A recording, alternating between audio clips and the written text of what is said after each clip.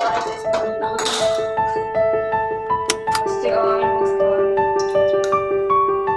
ఆ తర్వాత ఎవరి ఇష్టం వాళ్ళది.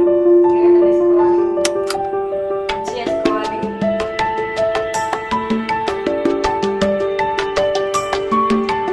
ఆయిల్ వేడైనాక వేసుకోవాలి.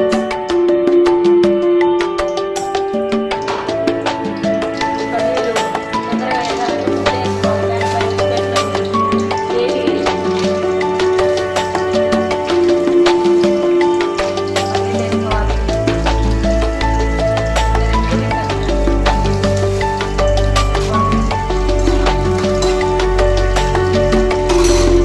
వేడన్నంతో చల్లంగా కొంచెం వేసి